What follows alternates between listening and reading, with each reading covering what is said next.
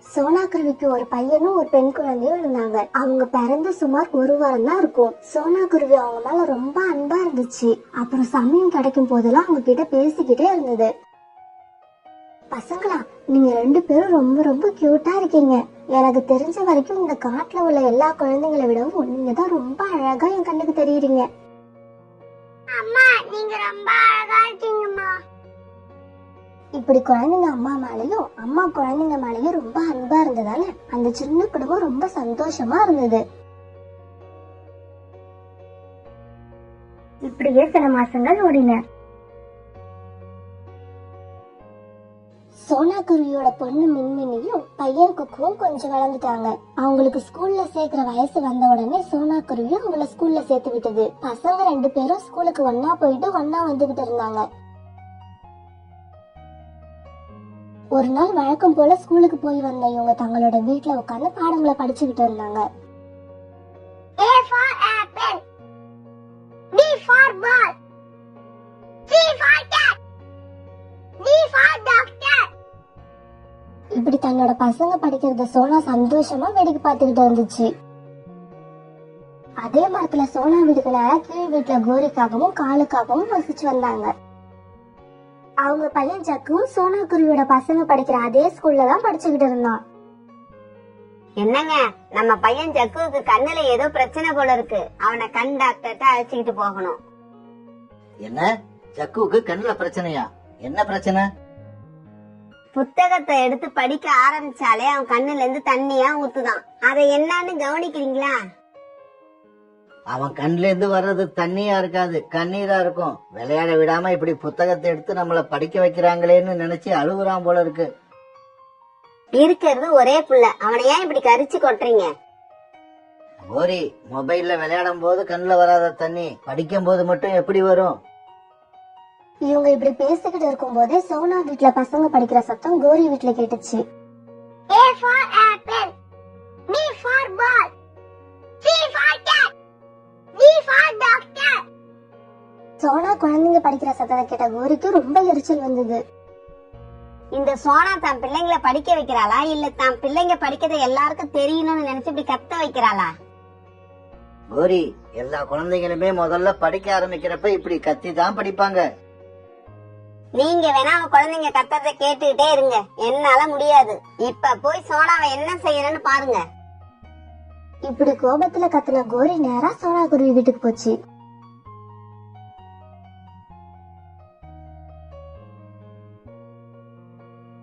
என்ன சோனா, உன் பசங்க பாடம் படிக்கிறாங்களா இல்ல சத்தம் போட்டு ஊரை கூட்டுறாங்களா? ஒரே தலைவலி, ஒரு நிமிஷம் கூட நிம்மதியா இருக்க முடியல. என்ன கோரி அக்கா, இதுக்கு போய் இப்படி கோவப்படுறீங்க? சின்ன வயசு பசங்க படிக்கும் போது இப்படிதான் சத்தம் போட்டு படிப்பாங்க. நீங்க சொல்றத பார்த்தா என்னமோ என் பசங்க மட்டும்தான் சத்தம் போட்டு படிக்கிற மாதிரில இருக்கு. சோனா, என்கிட்ட இந்த தேவையில்லாத பேச்செல்லாம் பேச வேண்டாம். முடிஞ்சா உன் பிள்ளைங்களை சத்தம் போடாம படிக்க சொல்லு. முடியலையா வேற எங்கேயாவது வீட்டை பாத்துக்கிட்டு போயிடு. நான் ஏன் போகணும் எங்கேயாவது? நான் இங்கதான் இருப்பேன். என் பசங்க சத்தம் உங்களுக்கு இடைஞ்சலா இருந்தா நீங்க எங்கேயாவது போய் வீடு கட்டிக்கோங்க. சோனா, என்ன பேசுற நீ? யார்கிட்ட பேசுறன்னு தெரிஞ்சுதான் பேசுறியா?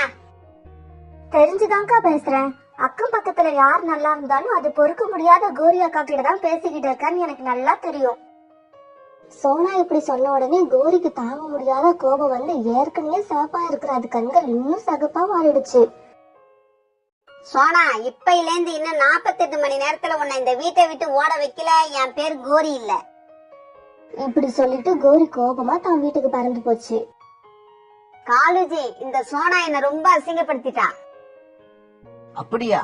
அடடா, எனக்கு தெரியாம போச்சு. தெரிஞ்சிருந்தா அந்த காட்சியை நானும் வந்து பாத்துருப்பேன். காலேஜி, தயவு செய்து விளையாடாதீங்க. நான் ரொம்ப கோவத்துல இருக்கேன். உன் குழந்தைங்க சத்தம் இடைஞ்சலா இருக்குன்னு வீட்டை காலி பண்ணிட்டு போன்னு சொன்னா, குழந்தைங்க சத்தம் உனக்கு தானே இடைஞ்சலா இருக்கு. அப்ப நீ வீட்டை காலி பண்ணிட்டு போன்னு என்ன பார்த்து சொல்றா? கோரி, சோனான்னு இல்ல, யாரா இருந்தாலும் இததான் சொல்லிருப்பாங்க. நீ கொஞ்சம் பொறுமையா இரு. சோனா இடத்துல இருந்து கொஞ்சம் யோசிச்சு பாரு. இல்ல, என்னால அப்படியெல்லாம் யோசிக்க முடியாது. அவ பேசுனது தப்புன்னு அவளுக்கு புரிய வைப்பேன். கோரி, கோபத்துல எந்த முடிவும் எடுக்காத, கொஞ்சம் பொறுமையா இரு. நீங்க எந்த அட்வைஸும் எனக்கு பண்ண வேண்டாம். நான் என்ன செய்யறதுன்னு முடிவு பண்ணிட்டேன். நாளைக்கே பக்கத்து காட்டுக்கு போய் என் சிஷ்யனை பார்த்து சோனாவுக்கு ஒரு முடிவு கட்டுறேன். இரவு காலும் ஜக்குவும் தூங்கினாலும் கோரிக்கு மட்டும் சோனா பேசுனது அப்பப்ப நினைவுக்கு வந்து அவளை தூங்கவே விடல. மறுநாள் பொழுது விழுந்துச்சு.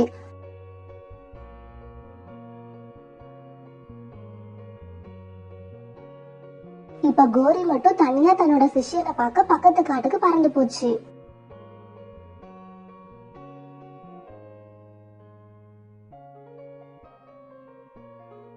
இப்படி பறந்து கோரிக்காக அங்க போய் சேர்ந்தப்ப கோரியோட சிஷ்ய தன்னோட அடியாட்களோட உட்கார்ந்து இருந்தான். எப்பவுமே கோரிய பார்த்த உடனே வாங்க தலைவி வாங்க அப்படின்னு வரவேற்க சிஷ்ய அன்னைக்கு கோரிய பார்த்தும் பார்க்காத மாதிரி உட்கார்ந்து இருந்தது கோரிக்கு என்னவோ போல ஆயிடுச்சு. டேய் சிஷ்யா, என்னடாச்சு உனக்கு?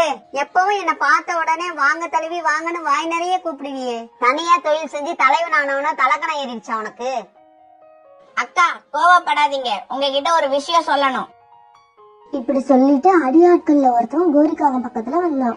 அக்கா 2 நாளைக்கு முன்னாடி தலைவர் ராத்திரி வேட்டைக்கு போனப்ப தலையில தேங்காய் விழுந்துருச்சு. அதுல இருந்து தலைவருக்கு கொஞ்சம் ஞாபக மறதி அதிகமாவே இருக்கு. எதுக்கும் உங்களை நீங்க ஒரு தடவை இன்ட்ரடியூஸ் பண்ணிக்கோங்க, ஞாபகம் வந்தாலும் வந்துரும். இத கேட்ட உடனே கோரிக்காகம் தன் சிஷ்யன் கிட்ட தன்னை தானே அறிமுகம் பண்ணிக்கிச்சு. தம்பி, என்னடாச்சு உனக்கு? என்ன பாருடா, நான் தான் தலைவி வந்திருக்கேன். உனக்கு முதல்ல திருட கத்து கொடுத்தனே அந்த தலைவி. கோரி இப்படி சொன்ன உடனே கோரியோட சிஷ்யனுக்கும் எல்லா ஞாபகமும் வந்துடுச்சு. தலைவி தலைவி வாங்க, எப்ப வந்தீங்க? எப்படி இருக்கீங்க? அப்பா, இப்பதான்டா எனக்கு உயிரே வந்துச்சு. ஒரு முக்கியமான விஷயமா உன்னை பார்க்க வந்தேன்டா. என்ன செய்யணும் தலைவி? சீக்கிரம் சொல்லுங்க, உடனே செஞ்சிடுவோம். கோரி உடனே சோனாக்குருவி வீட்டுல நடந்த எல்லா விஷயத்தையும் தெளிவா தான் சிஷ்யன் கிட்ட சொல்லுச்சு. என்ன அவமானப்படுத்தின அந்த சோனாக்குருவி வீட்டை இன்னைக்கு ராத்திரியே வந்து தீய வச்சு கொளுத்திடு. தலைவி, இதுதானா விஷயம்? இது ரொம்ப சிம்பிள். நீங்க கவலைப்படாம வீட்டுக்கு போங்க. நீங்க காலையில எழுந்திருச்சு பார்க்கும்போது அந்த வீடு இருக்காது. அந்த வீடு இருந்த இடத்துல சாம்பல் தான் இருக்கும். காட்டுக்கு நடுவுல ஒரு பெரிய மரம் இருக்கு, தெரியும்ல? தெரியும் தலைவி, மேல சொல்லுங்க. அந்த மரத்துக்கு மேலதான் சோனாக்குருவி வீடு இருக்கு. அந்த மரத்துக்கு கீழே இருக்கிறது என்னோட வீடு. தலைவி, இது போதும், நீங்க கிளம்பலாம். சிஷ்யன் இப்படி சொன்னது கோரிக்காக சந்தோஷமா வீட்டுக்கு வந்துச்சு.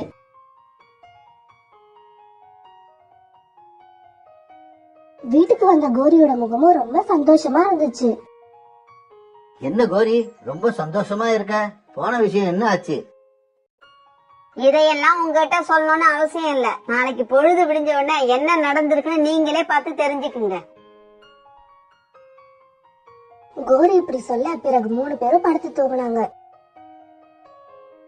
அன்னைக்கு ராத்திரி 12 மணி இருக்கும்.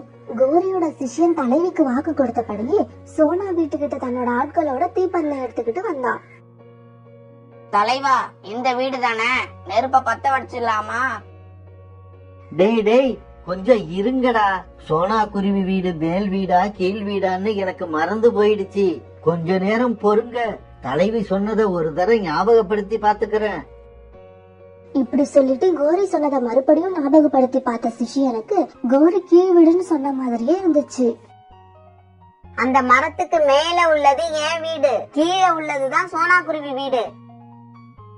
இப்ப நல்லா ஞாபகப்படுத்தி பாத்துட்டேன். கீழே உள்ளதுதான் சோனா குருவி வீடு, மேல உள்ளது என் தலைவி வீடு. கொஞ்சம் யோசிக்காம இருந்திருந்தா இந்நேரம் என் தலைவி வீட்டுக்கே தீ வச்சிருப்பேன். இப்படி சொன்ன சிஷ்யன் தன்னோட ஆட்களை அழைச்சுக்கிட்டு மரத்துக்கு கீழே வந்தான். ஏய் சோனா குருவி, என் தலைவியவா அசிங்கப்படுத்தின? என் தலைவிய அசிங்கப்படுத்தினா என்ன ஆகும்னு இன்னும் கொஞ்ச நேரத்துல உனக்கு தெரிஞ்சிடும். வைங்கடா நெருப்ப. கோரியோட சிஷ்யன் இப்படி சொன்னதும் அவனோட ஆட்கள் கோரி வீட்டோட எல்லா பக்கத்துலயும் நெருப்ப பத்த வச்சாங்க. டேய், எல்லாரும் கிளம்புங்க. யாராவது நம்மள பாக்கறதுக்கு முன்னாடி இந்த இடத்த காலி பண்ணி ஆகணும்.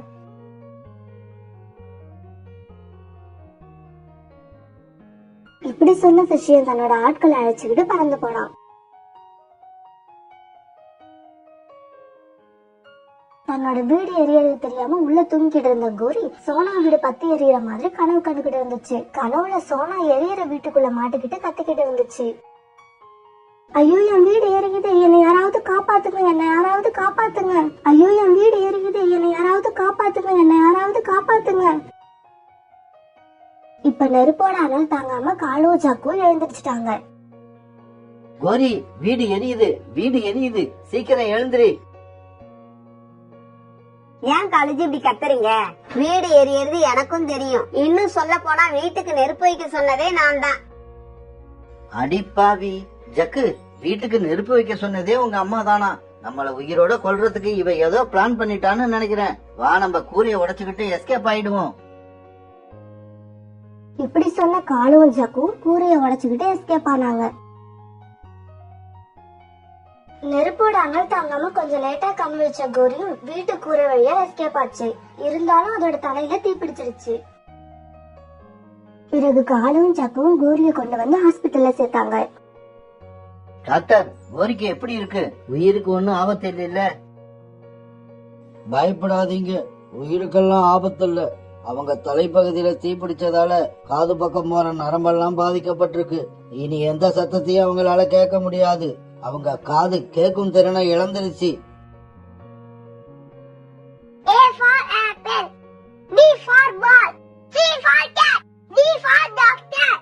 கோரி, பசங்க படிக்கிற மாதிரி ஏதாவது சத்தம் உனக்கு கேக்குதா? இங்க பாருங்க, இப்ப என்னால சப்பாத்தி எல்லாம் போட முடியாது. மத்தியானம் வடிச்ச சாதம் இருக்கு, அதை சாப்பிட்டுட்டு படுங்க. அப்பாடா, சோனா குருவிக்கு இனிமே கோரியால எந்த பிரச்சனையும் இல்ல.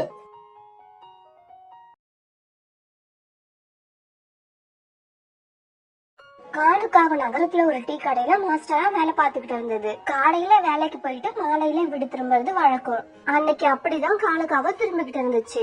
ஆனா காலுவோட முகம் தான் ரொம்ப சோகமா இருந்தது. என்னங்க, உங்க ஓனர் கிட்ட சம்பளத்தை ஏத்தி கேட்க போறேன்னு சொன்னீங்களே, கேட்டீங்களா? அதுக்கு அவர் என்ன சொன்னாரு? சம்பளத்தை எல்லாம் ஏத்த முடியாது, இஷ்டம் இருந்தா வேலை பாரு, இல்லன்னா வேலையை விட்டு போன்னு சொல்லிட்டாரு. அப்படியா சொன்னாரு? அதுக்கு நீங்க என்ன சொன்னீங்க? நீங்க ஆச்சு உன் வேலையாச்சு அப்படின்னு சொல்லிட்டு நீங்க வர வேண்டியதானே? இருக்கிற இந்த வேலையை விட்டுட்டா நம்ம வருமானத்துக்கு வேற என்ன பண்ண முடியும்? அதனால ஒன்னும் பேசாம வந்துட்டேன். இன்னும் எவ்வளவு நாள் தான் இப்படி அடிமை வேலை பாத்துக்கிட்டே இருக்கிறது? நான் சொந்தமா டீ கடை போடலாம்னு முடிவு பண்ணிட்டேன். நாமே டீ கடை ஆரம்பிக்கலாம்னு சொல்றியா? இதுவும் நல்ல யோசனையா தான் இருக்கு. நாளைக்கே டீ கடையை ஓபன் பண்றோம். நீங்க கடையில இருந்து வியாபாரத்தை பாருங்க. நான் கேன்ல டீ எடுத்துட்டு போய் வீடு வீடா குடுத்துட்டு வரேன். மறுநாள் காலு கோரியோட டீ கடை ஜாம் ஜாம்னு ரெடி ஆயிடுச்சு. டீ டீ சூடான டீ டீ டீ டீ சூடான டீ டீ. இவங்க டீ கடையை பார்த்த புறா நேரா அங்க வருது. என்ன காலு, புதுசா டீ கடை ஆரம்பிச்சிட்டீங்களா? இப்ப வேலைக்கு போறது இல்லையா? எத்தனை நாளைக்குதான் நாங்களும் தொழிலாளியாவே இருப்போம்? இன்னைக்கு முதலாளி ஆயிட்டோம். ரொம்ப சந்தோஷம். ஒரு டீ கொடுங்க, குடிச்சு பாப்போம். ஆஹா, டீ பிரமாதமா இருக்கு. குவாலிட்டியை இப்படியே மெயின்டைன் பண்ணுங்க. இப்படியே கொஞ்ச நாள் போச்சு. இப்ப கோரியோட டீ கடையில நல்ல வியாபாரம் ஆச்சு. எனக்கு ஒரு டீ. எனக்கும். எனக்கு முதல்ல கொடுங்க, நான் தான் சீக்கிரம் வந்தேன். இல்ல, நான் தான். இதையெல்லாம் பார்த்த காலுக்கும் கோரிக்கும் ரொம்ப சந்தோஷமா இருந்துச்சு. கோரியும் காலுவும் ஒரு நாள் வீட்டுல உட்கார்ந்து டீ கடையோட கணக்க பாத்துக்கிட்டு இருந்தாங்க. கோரி, இந்தா, இன்னைக்கு நமக்கு எல்லா செலவும் போக லாபம் மட்டும் 300 ரூபாய். காலேஜ் என்ன இது? வெறும் 300 ரூபாய் தான் லாபமா? இதுக்கா இவ்வளவு தூரம் கஷ்டப்படுறோம்? ஆமா கோரி, கஷ்டப்பட்டாதான் பலன் கிடைக்கும். இப்படியே கஷ்டப்பட்டுக்கிட்டு இருந்தோம்னா ஒரு நாள் நல்ல நிலைமைக்கு வந்துருவோம். இப்படி சொன்ன காலு மறுநாளைக்கு தேவையான பொருட்களை வாங்க மார்க்கெட்டுக்கு பறந்து போச்சு. லாபம் குறைச்சலா இருக்குன்னு நினைச்ச கோரியோட மூளை வழக்கம் போல குறுக்கு வழியில போக ஆரம்பிச்சது. நமக்கு வர லாபத்தை விட இந்த பாலும் டீ தூளும் வாங்குற செலவு அதிகமா ஆகுது. நாளையில இருந்து அந்த செலவை குறைச்சா லாபம் தன்னால அதிகமாகும். அன்னைக்கு ராத்திரி தூங்கும் போது கூட கோரி இத பத்தி நினைச்சுக்கிட்டு இருந்துச்சு. மறுநாள் பொழுது விழுந்துச்சு. வழக்கமா பால் கொடுக்கற பறவை அன்னைக்கு கோரி வீட்டுக்கு பால் கொடுக்க வந்துச்சு. அந்த பறவை எப்போது போல 10 லிட்டர் பாலை எடுத்து வச்சுச்சு. பால்காரரே, இன்னைக்கு 5 லிட்டர் பால் போதும். அந்த பறவை 5 லிட்டர் பால் வச்சுட்டு போக டீ தூள் கொண்டு வர பறவை வந்தது. டீ தூள்காரரே, இன்னைக்கு டீ தூளே வேண்டாம். இனிமேல் ஒரு நாள் விட்டு ஒரு நாள் எடுத்துட்டு வாங்க, அதுவே போதும். டீ தூள் விக்கிற விலையில தினமும் புதுசா டீ தூள் வாங்கினா லாபம் எப்படி வரும்? நேத்து டீ போட்ட டீ தூளையே இன்னைக்கு யூஸ் பண்ணிக்க வேண்டியதுதான். இப்படி சொன்ன கோரி 5 லிட்டர் பால்ல 5 லிட்டர் தண்ணிய ஊத்துச்சு. பிறகு நேத்து உபயோகப்படுத்தின டீ தூளையே இன்னைக்கும் உபயோகப்படுத்தி டீயை தயார் செஞ்சது. இப்படி சொன்ன கோரி கெட்டில்ல டீயை எடுத்துக்கிட்டு வீடு வீடா போச்சு. டீ டீ சூடான டீ டீ டீ டீ சூடான டீ டீ. இப்படி போன கோரிக்காக முதல்ல புறாவுக்கு டீ கொடுத்தது, பிறகு கிளிக்கு கொடுத்தது. இப்ப சோனா குருவி வீட்டுக்கு போச்சு. இப்படி எல்லாருக்கும் டீ வியாபாரம் பண்ண கோரி கடைசியா கடைக்கு போச்சு. காலேஜி, கடையில வியாபாரம் எப்படி? கோரி, வழக்கம் போல எல்லா பாலும் காலி ஆயிடுச்சு. வீட்டுக்கு போன காலவும் கோரியும் இன்னைக்கு லாபம் எவ்வளவுன்னு கணக்கு பார்க்க அன்னைக்கு 1000 ரூபாய் லாபம் இருந்தது. கோரி, எப்படி இது? இன்னைக்கு லாபம் மட்டும் 1000 ரூபாய் வருது. இந்த லாபம் அதுவா வரல, இந்த கோரி வர வச்சா. இதெல்லாம் கோரியோட மூளை செஞ்ச வேலை. இப்படி சொன்ன கோரி பால்ல தண்ணி ஊத்துனது, பழைய டீ தூளையே உபயோகிச்சது எல்லாத்தையும் காளிகிட்ட சொல்லுச்சு. கோரி, இப்படி செஞ்சா நம்ம டீயோட டேஸ்ட் மாறிடாதா? டீ நல்லா இல்லாம போய் ஒருவேளை நம்ம கிட்ட யாருமே டீ குடிக்கலன்னா? மிஸ்டர் காலேஜி, டீ குடிக்கிற பழக்கமே இல்லாத பறவைங்களுக்கு டீ குடிக்கிற பழக்கத்தை ஏற்படுத்திட்டோம். இனிமே நாம எப்படி டீ போட்டாலும் அவங்க குடிச்சுதான் ஆகணும். ஏன்னா இந்த காட்டுல வேற டீ கடையே கிடையாது. காலேஜி, நேத்து வரைக்கும் டீ கடையில மாஸ்டரா இருந்த உங்களை இன்னைக்கு கோரி முதலாளியாக்கி தினமும் 1000 ரூபாய் சம்பாதிக்க வச்சிருக்கா. இன்னும் கொஞ்ச நாள் பொறுத்துக்குங்க, நான் உங்களை எங்க போய் நிறுத்துறேன்னு மட்டும் பாருங்க. இப்படி சொன்ன கோரி அடுத்தடுத்த நாட்கள்ல பால்ல தண்ணிய இன்னும் அதிகமா கலக்க ஆரம்பிச்சது. இப்படியே சில மாசங்கள் நகர்ந்துச்சு. ஒரு நாள் வழக்கம் போல கோரி எல்லாருக்கும் டீ கொண்டு போய் கொடுத்தது. கோரி, வர வர உங்க டீ சுத்தமா சரியில்லை, வாயில வைக்க முடியல. என்னது, டீய வாயில வைக்க முடியலையா? டீய குடிக்கிறதுக்கு முன்னாடி வாயை கொப்பளிச்சுட்டு அப்புறம் டீய குடி. இப்படி சொல்லிட்டு கோரி பறந்து போச்சு. என்ன இந்த கோரி இவ்வளவு திமிரா பேசிட்டு போகுது? இப்படி நினைச்ச புறா வீட்டுல இருந்து கிளம்பி சோனா குருவி வீட்டுக்கு போச்சு.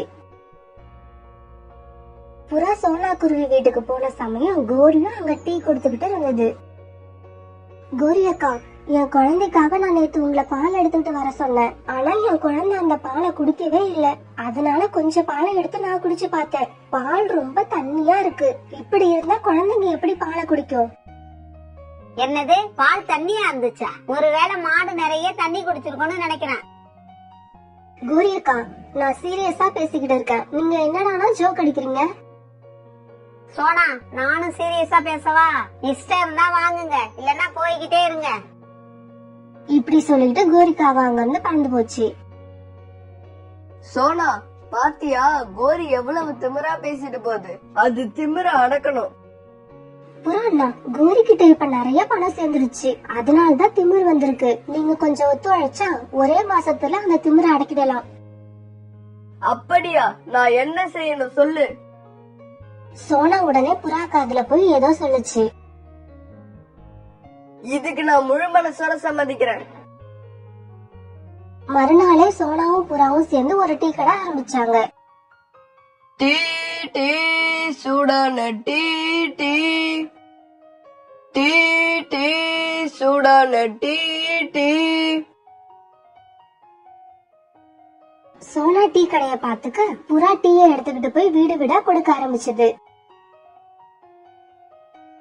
வழக்கமா டீ குடிக்க காலுக்காவும் கடைக்கு வர பறவைங்க எல்லாம் சோனாவும் புறாவும் போட்டிருக்க கடைய பார்த்துட்டு அவங்க கிட்ட வந்தாங்க. ஒரு கழுகும் அப்படிதான் முதல்ல காலுவோட கடைக்கு வந்துட்டு சோனாவோட கடைய பார்த்துட்டு அங்க வந்துச்சு. என்ன சோனா, கடை எப்ப ஆரம்பிச்ச? அப்புறம் உன் கடை டீ காலு கடை டீ மாதிரி கேவலமா இருக்குமா இல்ல நல்லா இருக்குமா? கழுகு அங்கிள், ஒரு தடவை நம்ம கடை டீயை குடிச்சு பாத்தீங்கன்னா அதுக்கப்புறம் தினமும் நம்ம கடைக்கு தான் வருவீங்க. சரி, அதையும் பாப்போம். எனக்கு ஒரு டீ கொடு. சோனா கழுகுக்கு ஒரு டீ கொடுத்தது. அதை குடிச்ச கழுகு, அடடா, ரொம்ப நாளைக்கு அப்புறம் ஒரு நல்ல டீ குடிச்ச திருப்தி இருக்கு. இனிமே டீ குடிக்கணும்னா உன் கடைக்கு தான் வருவேன். இப்ப எல்லா பறவைங்களுமே சோனாவும் புறாவும் திறந்திருக்க கடையில டீ குடிக்க ஆரம்பிச்சாங்க. பக்கத்து காட்டுல இருந்தெல்லாம் டீ குடிக்க சோனா கடைக்கு வந்தாங்க. காலு கடைக்கு யாருமே இப்பெல்லாம் டீ குடிக்க வரதே இல்ல. கோரி எடுத்துக்கிட்டு போற டீயையும் யாரும் குடிக்கிறது இல்ல. கோரி, டீ வேண்டாம், டீ வேண்டாம், நாங்க இப்பதான் சோனா கிட்ட குடிச்சோம். இப்படியே சில நாட்கள் நகர்ந்துச்சு. இப்ப எல்லாம் சோனாவும் புறாவும் டீ கடையில வடையும் போட ஆரம்பிச்சாங்க. இதனால வியாபாரம் இன்னும் அதிகமாச்சு. கடையில சுத்தமா வியாபாரம் இல்லாதால காலும் கோரியும் குடும்பத்தை நடத்தவே ரொம்ப கஷ்டப்பட்டாங்க. என்னங்க, குடும்பத்தை நடத்துறது ரொம்ப கஷ்டமா இருக்கு. இப்ப என்னங்க பண்றது? முன்னாடி வேலை பார்த்த கடையில போய் வேலை கேட்க வேண்டியதுதான்.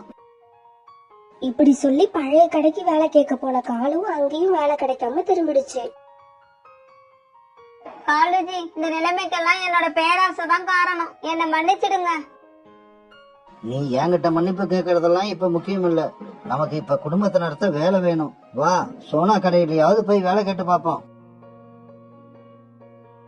காலண்ணா, கோரி அக்கா, நீங்க சொல்றது கேட்க கஷ்டமா தான் இருக்கு. உங்களை இந்த கடையில நாங்க பார்ட்னராவே சேர்த்துக்கிறோம். ஆனா அதுக்கு முன்னாடி 2 ரூபாய்க்கு கூட மதிப்பில்லாத டீய 10 ரூபாய்க்கு வித்து அநியாயமா லாபம் சம்பாதிச்சீங்கல்ல, அது தவறுன்னு நீங்க நல்லா உணரணும். அதுக்காக ஒரு மாசம் நம்ம கடையில டீ கிளாஸ் சுத்தம் பண்றது, டீ கிளாஸ் எடுத்துக்கிட்டு வர்றது, இந்த மாதிரி வேலையை பாருங்க. ஒரு மாசம் முடிஞ்சதும் நீங்களும் நம்ம கடையில ஒரு பார்ட்னர் ஆயிடுவீங்க. இப்ப காலும் குரு சோனா சொன்ன வேலையை பார்த்துக்கிட்டு இருந்தாங்க.